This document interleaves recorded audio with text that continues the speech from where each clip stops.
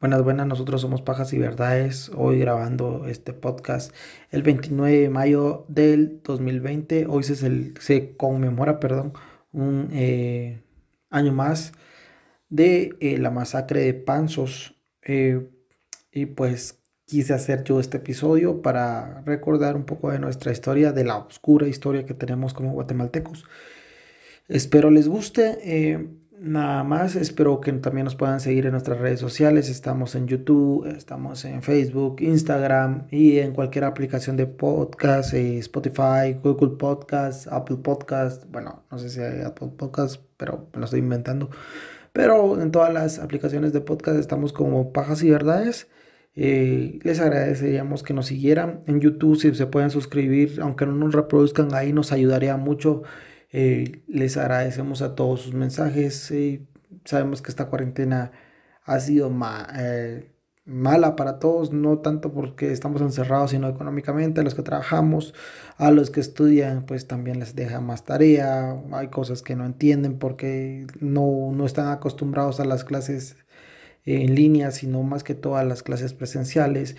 También es difícil no ver a nuestros amigos, salir a comer, a tomar, al estadio, al cine, a lo que les guste hacer, la verdad. A mí me gusta mucho estar en mi casa, pero también quisiera salir un poquito, ¿verdad? Pues nada más, espero que estén bien, que el COVID no los haya alcanzado. Y si alguien nos oye y es COVID positivo, no sé si se puede decir así, pero pues ánimo. Yo cada vez que oigo los síntomas del COVID me dan, porque no sé, soy hipocondriaco, me imagino que se llama esa cosa, no importa, pero espero que estén bien. Los queremos, los apreciamos, gracias por sus mensajes. Y pues nada más, vamos a empezar. El municipio de Panzos, ubicado en el valle del río Polochic, pertenece al departamento de Alta Verapaz, aquí en Guatemala, por si no sabían, ¿va? En 1973 habitaban el municipio 25.261 personas, de las cuales el 93% era maya quechua, que es un pueblo originario de aquí de Guatemala. En Guatemala hay varios pueblos originarios. No les mentiría si tuviera el dato exacto de cuántos hay, pero sí hay muchos. Somos un país muy pluricultural y pues eso tiene que ver mucho con esta historia. El valle de Polochic ha estado habitado desde tiempos remotos por la población quechua y Pocomchi, perdón si no pronuncio bien, la verdad no, no sé cómo pronunciarlo. Desde la época del presidente Justo Rufino Barrios, en la segunda mitad del siglo XIX, comenzó la adjudicación de tierras de la zona a agricultores alemanes.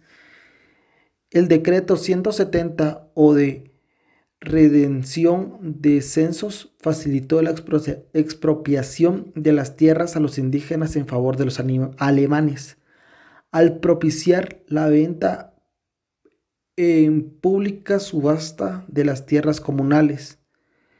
Ok, las tierras eran comunales y hubo un decreto donde se apropiaron de las tierras y las subastaron públicamente para favorecer a los alemanes, ¿verdad?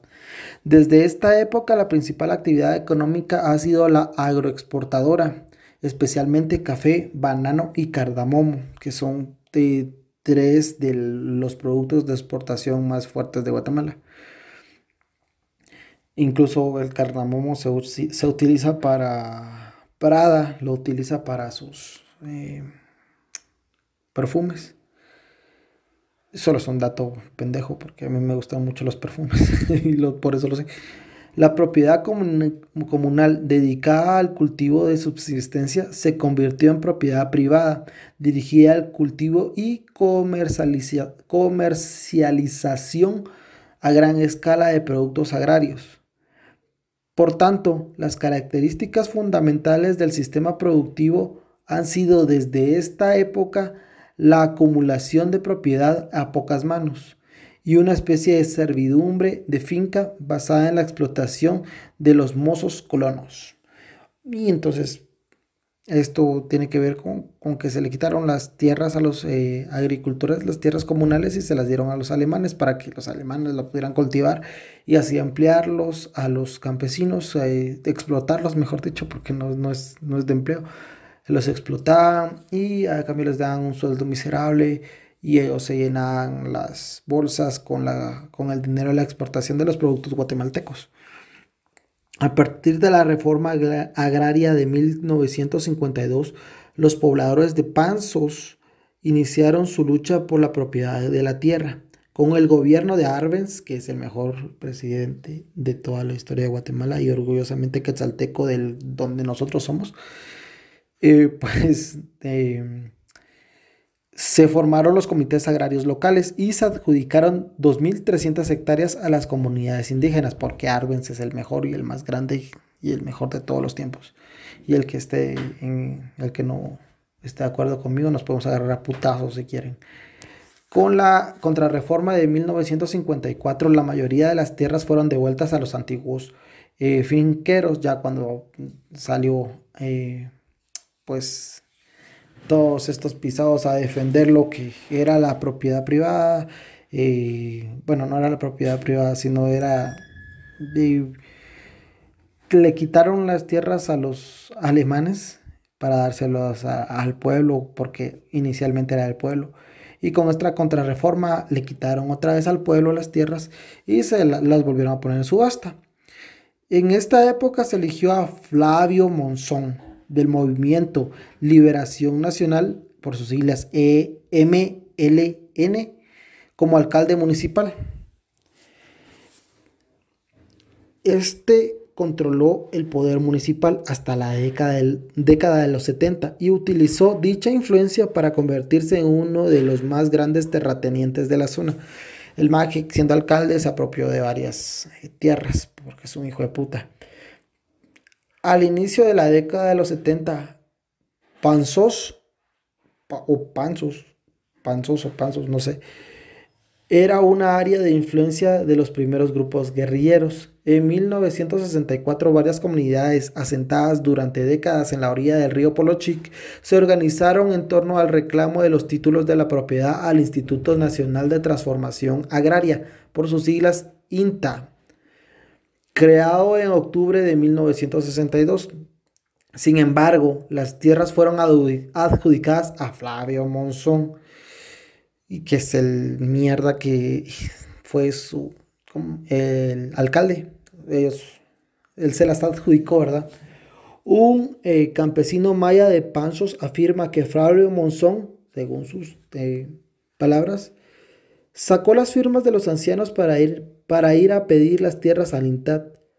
Él volvió y reunió a la gente y dijo que por equivocación del INTA y de sus abogados, la tierra salió a su nombre. Puras pajas del hijo de mil putas. Porque ya se ha dado varias ocasiones aquí que la gente no sabe, es analfabeta y les hacen firmar o poner sus huellas dactilares en un documento donde se apropian de sus terrenos, donde se apropian de sus tierras, donde se apropian de los cultivos y los terminan sacando, ¿verdad? Pero ante la ley todo es legal porque sí se llegó a un acuerdo supuestamente, pero son pagas. Hay mucha desinformación en esos ámbitos, en esas tierras, perdón, y hay gente que ni siquiera sabe leer, hay gente que ni siquiera sabe, pues, escribir, ni siquiera sabe qué está firmando, ni siquiera sabe que hay un documento que los hace acreedores de esas tierras.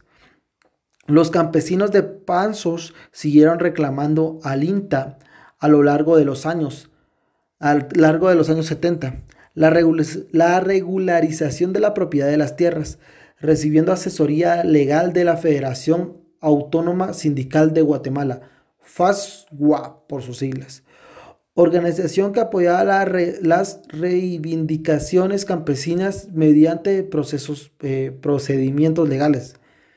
Sin embargo, ningún campesino recibió el título de propiedad. Unos obtuvieron promesas, otros títulos de propiedad provisionales, y también los hubo los que solo recibieron permisos para sembrar. En 1978 se instaló un descatamento militar a pocos kilómetros de la cabecera municipal de Panzos, en un lugar conocido como Kinich. Kinich. Eso parece alemán más que maya. Eh, En esta época progresó la capacidad de organización de los campesinos a través de los comités que reivindicaban la titulación de las tierras, fenómeno que preocupó al sector finquero. Algunos entre estos propietarios, algunos entre estos propietarios afirmaron: varios campesinos residentes en las aldeas y caseríos quieren incendiar la población urbana con fines de invadir las propiedades privadas, y solicitaron la protección al gobernador de Alta Verapaz. En mayo de 1978, varios finqueros se reunieron con el gobernador de Alta Verapaz y, considerando que las concentraciones de campesinos que han venido sucediéndose provocan alarma entre la población pacífica, pajas, eh, los finqueros solicitaron protección para los habitantes, pues hay un descatamento militar a 7 kilómetros de la cabecera municipal que podría trasladarse a la cabecera municipal, en vista de que no hay policía nacional para prevenir cualquier desorden. El gobernador departamental, en contestación a la solicitud, respondió: se tomarán las medidas para contrarrestar cualquier desorden que se llegara a cometer de parte del grupo de campesinos provocadores. Ya los había tratado de provocadores. Los campesinos, aclaremos, estaban reclamando sin violencia, porque no tenían para comer, mucho menos para comprar una pistola o enfrentarse al ejército o enfrentarse a la policía. En mayo de 1978, 4 o 5 días antes de la masacre, un contingente militar de unos 30 soldados se traslada de Kinich al Salón Municipal de Panzos. Cuando la prensa le preguntó al alcalde de la época acerca de la razón de la presencia del ejército en la cabecera municipal, el funcionario respondió: se debe a que mucha gente pidió personalmente que el ejército viniera a ver la tranquilidad del lugar, porque se daban cuenta de que aquí se amotinaban 300, 400 campesinos. Recordemos que Panzos no tenía policía, y tampoco habían registros donde ellos se amotinaran y quemaran algo o hicieran alguna protesta ni nada. O sea, más que reclamar, más que pedir explicaciones, pero todo había sido pacífico. Varios comuneros de Panzos que viajaron a la capital manifestaron a la prensa que los finqueros ya les habían amenazado con echarle el descatamiento de Zacapa si continuaban alegando sus derechos en las tierras de las Verapaces. El ejército consideraba que la organización campesina era parte activa de la guerrilla, lo que esto de que te acusaban en ese tiempo como ahora como un montón de imbéciles que ayer salieron a protestar contra las medidas de la cuarentena y todo esto. eh, Siempre le acusan a los que piensan en contra de ellos o a los que no piensan igual que ellos de ser comunistas, de ser, ¿cómo te dijera yo? Gente que quiere desestabilizar el país cuando lo único que quiere es arreglarlo o por lo menos buscar una solución para cierto problema que tienen. Pero así ha sido siempre. Si vos no estás de acuerdo con la gente, sos un comunista, sos un antipatria, no sé, nuestro tercer mundismo en Guatemala realmente duele a veces.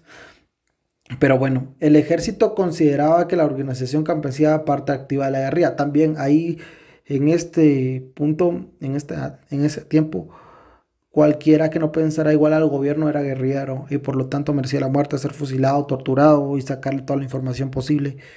Y pues había gente que sí era guerrillera, pero la mayoría de personas murieron sin saber siquiera que había una guerra o sin siquiera saber español o sin ningún bando, no eran ni siquiera, no eran ni guerrilleros ni tampoco apoyaban al ejército. Pero ahí era suficiente con que a un vecino le cayeras mal y dijera que eras guerrillero para que te echaran al ejército encima y te mataran. El coronel Valerio Cienfuegos, que comandaba la tropa destacada en Panzos, dijo a la prensa después de la masacre: se sabe que los campesinos se reunían periódicamente en un campo de entrenamiento, cosa que no se comprobó, por cierto, hijo de mil putas. El 27 de mayo de 1978, cuando los campesinos del barrio San Vicente, Panzos, fueron a sembrar la milpa a las orillas del río Polochic, aparecieron soldados en compañía de los hijos de un finquero de la zona y los intimidaron para que dejaran de reclamar las tierras. Normal. Esta de ser un hijo de puta del Arzú. El 27 de mayo, dos campesinos del barrio La Soledad, Panzos, fueron detenidos y otros maltratados por militares. Ese mismo día, al parecer, como resultado de disturbios en el interior de la comunidad, una persona resultó muerta. Bueno, vamos a ver los hechos de la masacre. También antes, perdón, campesinos del barrio La Soledad y de la aldea Caboncito entregaron un documento preparado por Fasgua al alcalde con el fin que éste lo leyera en público. El documento de Fasgua solicitaba al alcalde eh, Walter Olberdick García interceder en favor de los campesinos y tratar de solucionar los problemas por ellos planteados. Los hechos. El 29 de mayo de 1978, para insistir en el reclamo de la tierra y manifestar el descontento ocasional por los actos arbitrarios de finqueros, autoridades locales y militares, campesinos de las aldeas Caboncito, Semococh, Rubetzul, Canguacha, Cepacay, Finca Moyagua y el barrio La Soledad decidieron realizar una manifestación pública.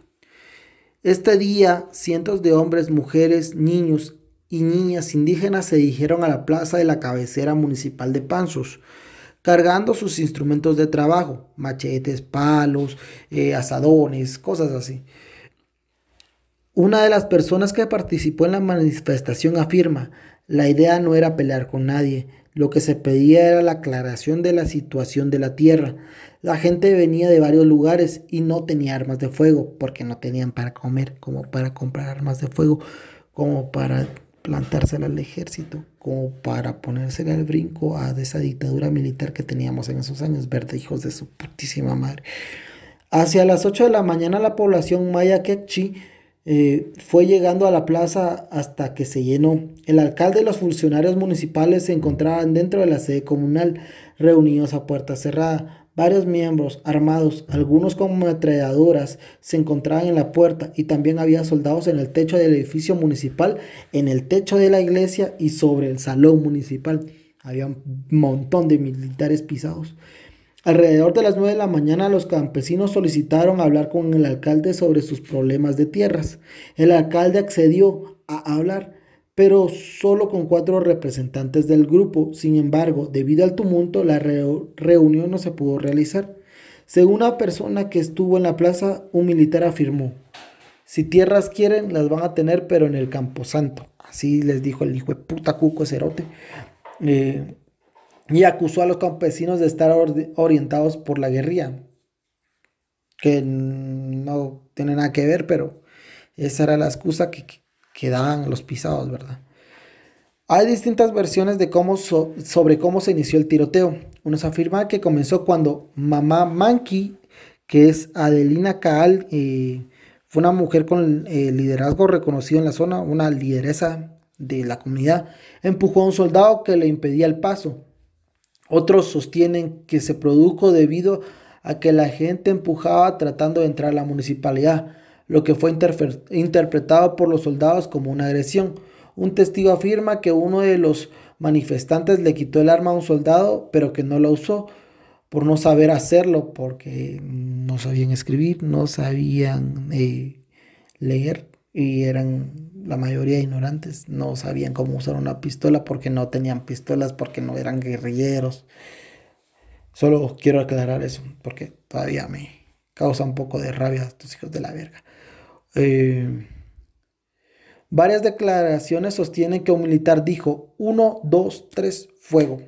En efecto, el teniente que dirigía la tropa dio las órdenes para disparar contra la gente reunida. Los disparos, que sonaron durante unos 5 minutos, fueron hechos por armas de reglamento que portaban los militares, así como las tres metralletas ubicadas a orillas de la plaza. Los campesinos, por su lado, hirieron con machetes a varios soldados. Ningún soldado fue herido por arma de fuego y la plaza quedó cubierta de sangre. Énfasis en ningún soldado quedó herido por arma de fuego, porque no eran guerrilleros pendejos.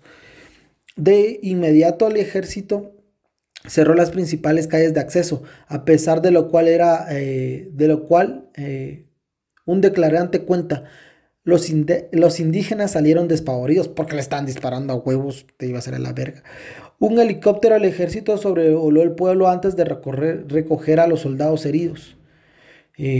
Un estudiante de medicina que realizaba su práctica profesional EPS de los paracetamoles y una trabajadora del centro de salud acudieron para recoger a los heridos.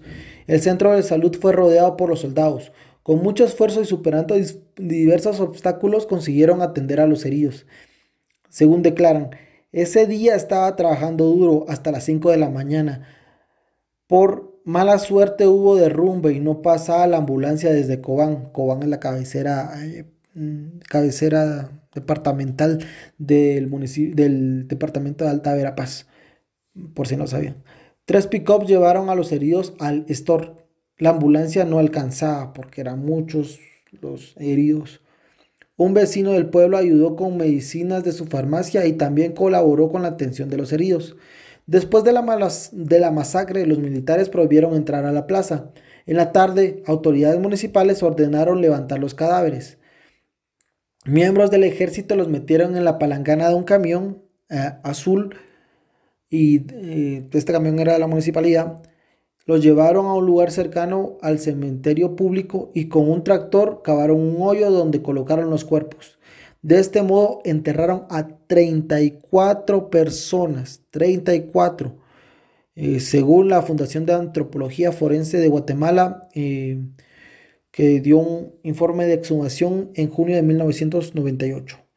Al día siguiente, algunos campesinos fueron obligados por el jefe de la policía municipal a inhumar el cuerpo de una persona que murió en el centro de salud, porque murió ya después, no murió en ese momento que fue la masacre. Muchas de las personas que huyeron del lugar se refugiaron en el barrio La Soledad.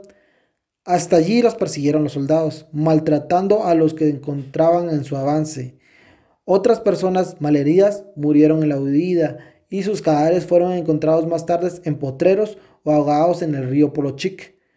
También cuentan que estaban heridos, lo agarraron los soldados, los torturaban, los mataban y los dejaban en el río Polochic.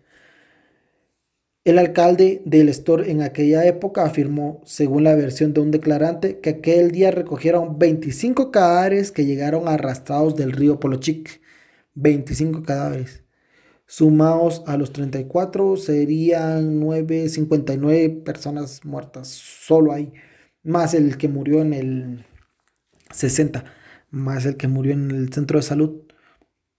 Sobre la base de informaciones recabadas por la CEH, se pudo establecer que murieron tanto en la plaza como en tentativas de fuga un total de 53 personas. Otra fuente señaló que unas 47 resultaron heridas. Entre las personas que murieron estaba Adelina Caal, conocida como Mama Manqui. Murió la lideresa que empujó a un soldado. Ojalá se haya llevado a un soldado con ella. Pero bueno. Después de los hechos, Panzos quedó ocupada por el ejército, registrándose un aumento considerable del número de soldados destacados en el pueblo. Por espacio de varias semanas, los pobladores no regresaron a sus casas y se escondieron del ejército.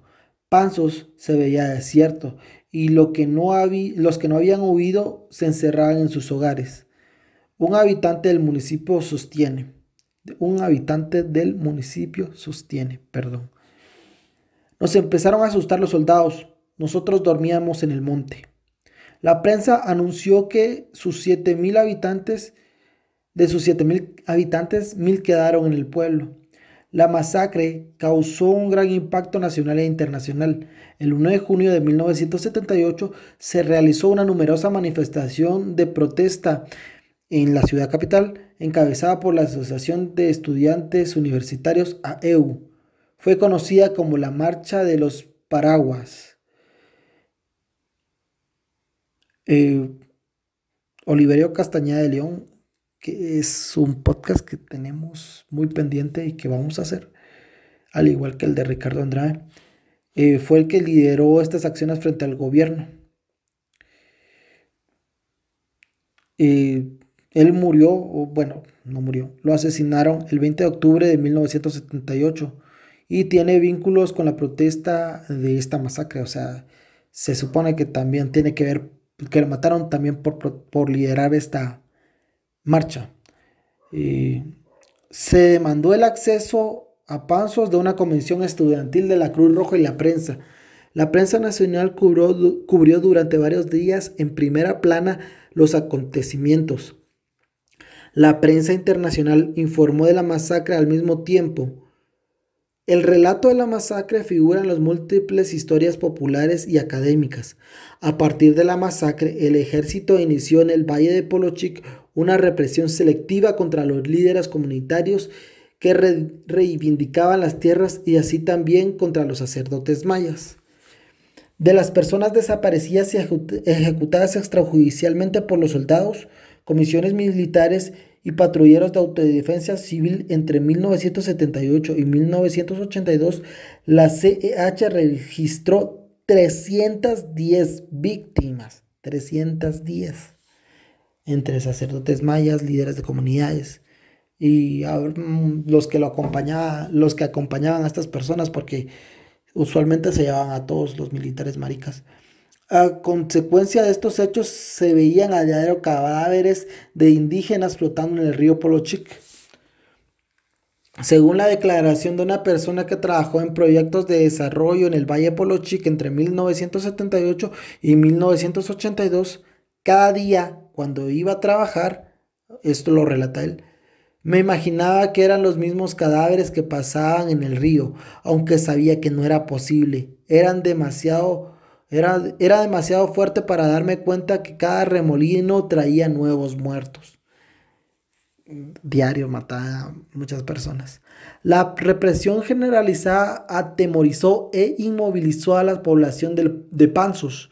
Las peticiones de tierras disminuyeron porque ya estaban asustados. Esta es la represión que inflige los poderosos. Te ahuevan para que no sigas reclamando lo que es tuyo.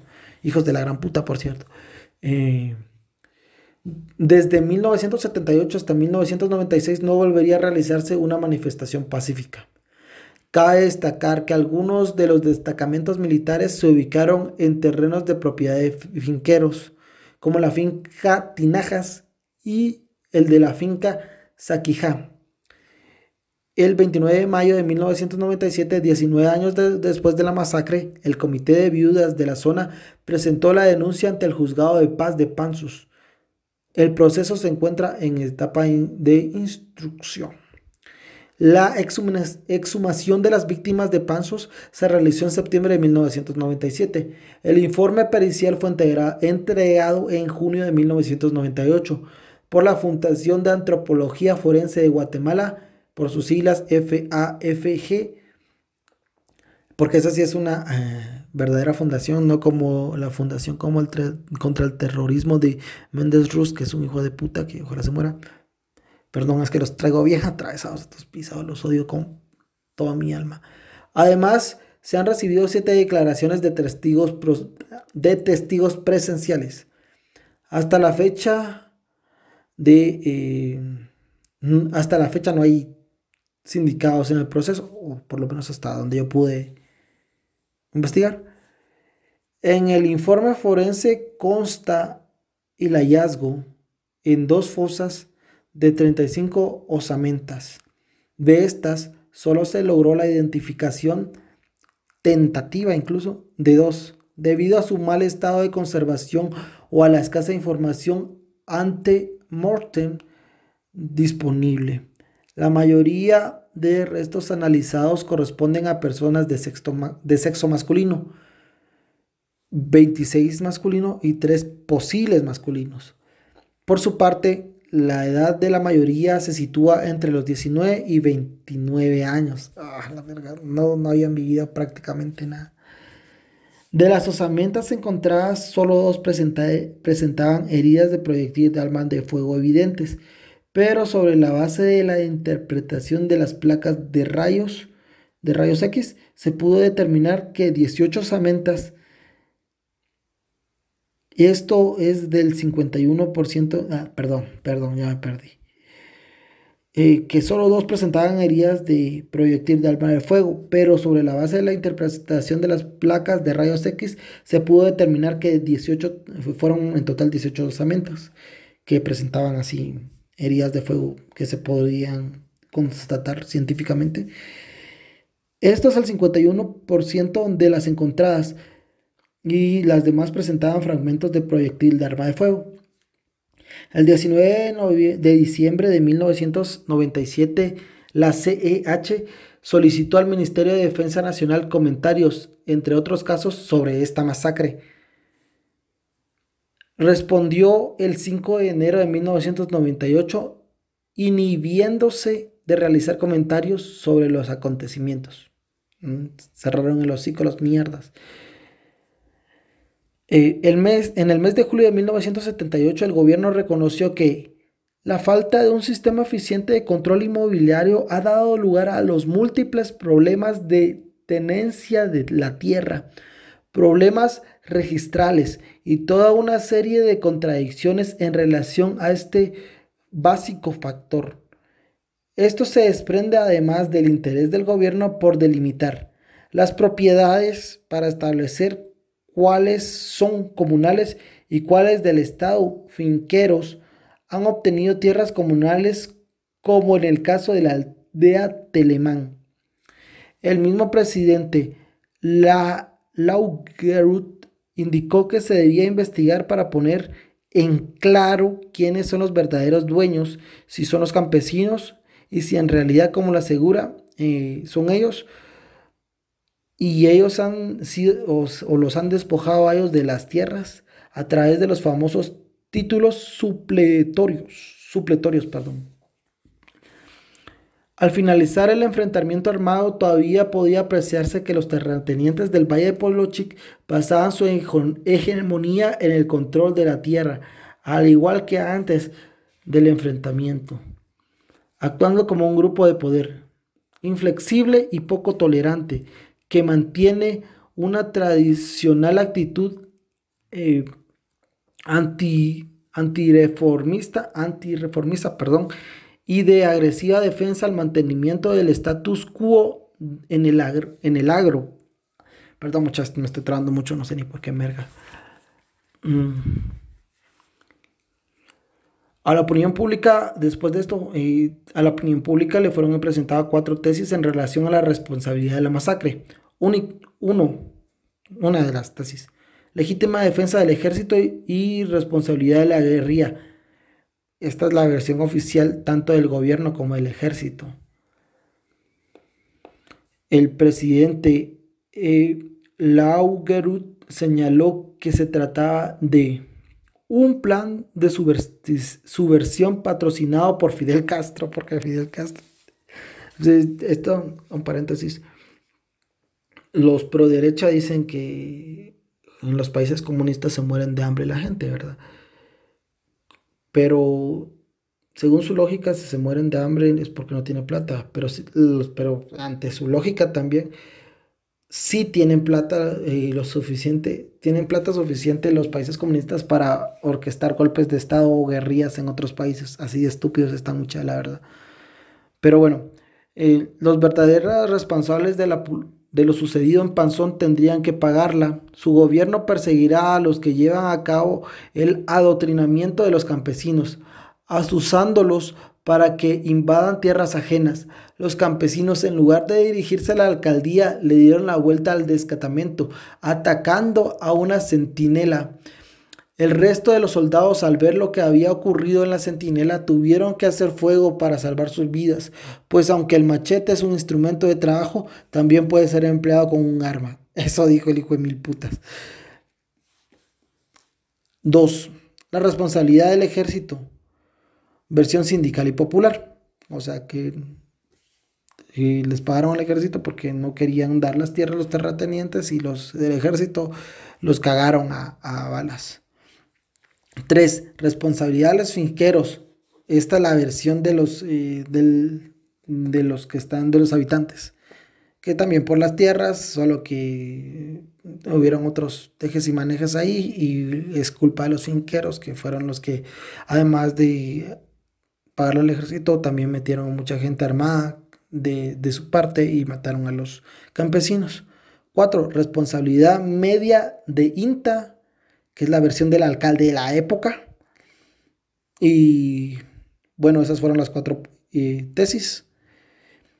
El entonces alcalde de la época, campesinos y organización, el entonces alcalde de Panzos, Walter Overdyk, señaló a los medios de comunicación que el INTA era irresponsable, que le consta que hay indígenas que llevan 15 años tramitando la obtención de la tierra y el organismo nada les resolvía. Les están pasando la bolita uno al otro para ver quién era el más culpable, ¿verdad? La CEH, después de analizar la información recibida, llegó a la plena convicción de que los miembros del ejército de Guatemala ejecutaron arbitrariamente a 53 personas y trataron de hacerlo con otras 47, que resultaron lesionadas, constituyendo esta masacre una gravísima violación del derecho a la vida. El antecedente que las víctimas fueran de población civil maya Kaqchi, que no pertenecían a ningún movimiento guerrillero, organizada con el objeto de reivindicar derechos relacionados con la propiedad de la tierra, agrava la responsabilidad política del Estado de Guatemala. La CEH, luego de considerar todas las circunstancias que rodearon los hechos, especialmente que los campesinos no atacaron con armas de fuego a los militares, ni cometieron acto alguno que pudiera justificar el uso desproporcionado de las fuerzas de parte del ejército. Esta convencida, está convencida de que no asiste a los autores de esta masacre, la eximente de la legítima defensa. No entendí, perdón. La CEH considera que este caso es ilustrativo de la influencia que ejerció en el sector de propietarios agrícolas en la utilización del aparato del Estado para que resolviera en su beneficio conflictos sobre la tendencia de la tierra, aplicando la violencia armada contra los campesinos pobres e involucrando al ejército en la problemática agrícola. Esta consideración se basa en varios indicios y concordantes sobre la actuación de los propietarios agrícolas de la zona, quienes no solo pidieron la presencia del ejército, sino además favorecieron la creación de un ambiente hostil hacia la población campesina. Los hechos revelan, además, hasta qué punto la persistencia de los conflictos generados por la tenencia y la propiedad de la tierra y la incapacidad o la carencia de voluntad estatal para resolverlos generan un ambiente de inestabilidad social que, en este caso, se resolvió recurriendo a un auténtico mecanismo de terror sobre la población, cuyos efectos persistieron durante casi 2 décadas. Por último, la CEH lamenta la falta de respuesta del Ministerio de Defensa Nacional a su solicitud sobre el presente caso, lo cual contradice lo estipulado en el artículo 10 de la Ley de la Reconciliación Nacional y nada contribuye a la concordia nacional. Y pues así terminó todo esto. Las víctimas el listado de las víctimas, los voy a mencionar a todos porque creo que se lo merecen. Fueron gente que murió por sus ideales, no políticos, sino por defender sus tierras. los cuales quisieron hacerlo todo bien, pero ante la negativa del gobierno, pues alzaron la voz, ni siquiera alzaron las armas o los machetes o las piochas o los asaones, sino solo la voz para reclamar sus tierras. Y vamos a empezar. Abelardo Accaal, Adelina Caal, Alfredo Choca, Andrés no es Chup, perdón, Andrés Rash, Antonio Sub, Apolino Tush, Bartolomé Chup Chun, Bartolomé Chun Chup, Bartolomeo Sacul Chun, Domingo Cac, Domingo Coc Pérez, Domingo Cook, Félix Caal Seb, Félix Cabal Shaw, Francisco Choc, Francisco Coc, Francisco Seb Che, Francisco Salam, Hilario Choc Pop, José Chen Ac, José Coc Pop, José Makin, José Shol Coc, José Yat Chun, Juan Che, Juan Cus, Juan Mesa, Lorenzo Choc Cus, Manuel Cabral Tzi, Marcelino Cook Choc, María Luisa Cafnal, Marco Choc, Mena Chun, Miguel Cahuec, Miguel Cube, Norberto Chup Choc, Pablo Caalchun, Pablo Cuzmo, Pablo Rash, Paulino Cuzmo, Pedro Caal, Pedro Maquí, Ricardo Bakchup, Roberto y Cal Choc, Sabina Tuk Shaw. Esas fueron las víctimas.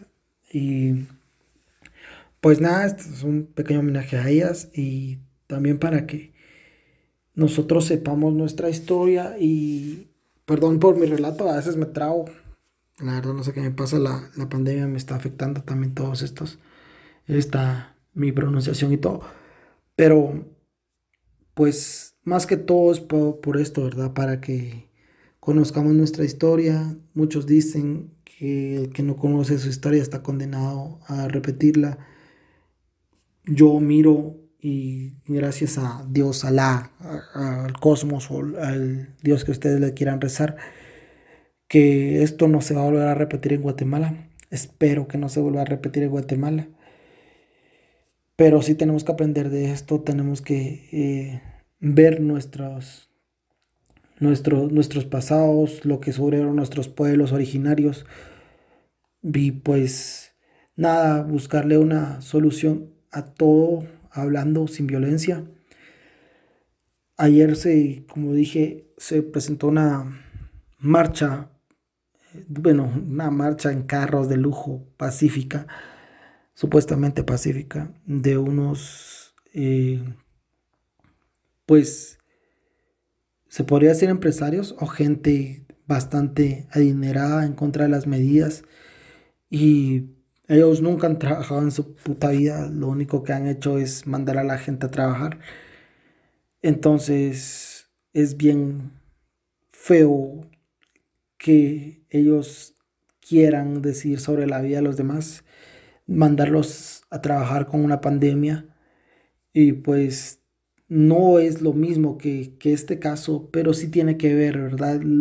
En ese caso eran los terratenientes, en este caso son varios empresarios que no les importa la vida de los demás, solo les importa la plata, como el imbécil de Rodrigo Polo, como el imbécil de Frati, como el idiota de Linares Beltranena, que son desestabilizadores de Guatemala, que se venden al mejor postor. Cuando está allí Morales lo alaban y lo aman, y ahora que está Yamatei, que no defiendo a Yamatei porque también es un pendejo, pero solo quieren desestabilizar al país y ver quién les paga más a estos mercenarios de redes sociales. Por favor, no sigan a estos majes, háganme el favor, estudien, prepárense, creen su propio criterio y si ahí siguen después de investigar todo, quieren seguir a estos idiotas, pues cada quien es libre de hacer lo que quiera, pero yo los invito a que no lo hagan, ¿verdad?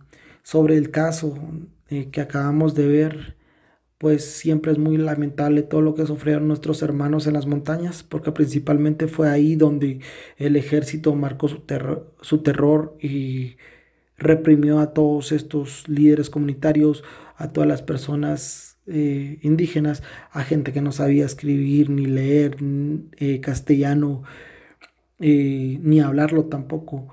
Y mucha gente murió no más porque era indígena, a lo cual no tenía nada que ver con una guerrilla, no tenía nada que ver con la guerra que se estaba creando en Guatemala. Entonces, este fue un pequeño homenaje de nosotros, bueno, de mí, porque yo lo estoy haciendo nada más. Y tenemos ciertas ideas en contra de, con Christopher y Gerson, las cuales yo no respeto ni tampoco comparto, pero sí dejo que ellos creen su propio criterio y pues eh, me imagino que tal vez podrán estar de acuerdo, tal vez no, ustedes también podrán estar de acuerdo y tal vez no, pero yo respeto su punto de vista, más no lo comparto. Y a veces tampoco lo respeto, ¿verdad? También les miento la madre a todos. Pero no por eso quiere decir que ustedes no tienen el derecho de pensar lo que quieran, ¿verdad? Lo único que yo pido es que se informen y que no volvamos a estas confrontaciones en esta pandemia menos porque tenemos que estar unidos para sobrellevar todo este caos que tenemos, toda esta recesión económica que tenemos también. Y pues nada, muchachos, les agradezco. Siempre es bueno saber de ustedes sus puntos de vista y todo lo que ustedes decían expresarnos, los casos que quieran que hablemos. Y pues nada, un saludo a Gabriela Shu, que es una gran amiga que me ayudó a mí a investigar este caso. Me dio los links, me dio varias pues entradas a este caso que yo tocaba superficialmente, nunca me había metido tanto en este y tal vez sigamos con con esta clase de historia del conflicto armado guatemalteco. Y pues nada, muchas gracias a todos, espero estén bien, siempre únanse a nuestras redes sociales y pues los queremos, Pajas y Verdades, Instagram, Facebook, YouTube, cualquier aplicación de podcast y también en Twitter estamos en @y_pajas y pues siempre esperamos sus comentarios y todo. Gracias muchachos, esperemos que estén bien, los queremos, hasta luego.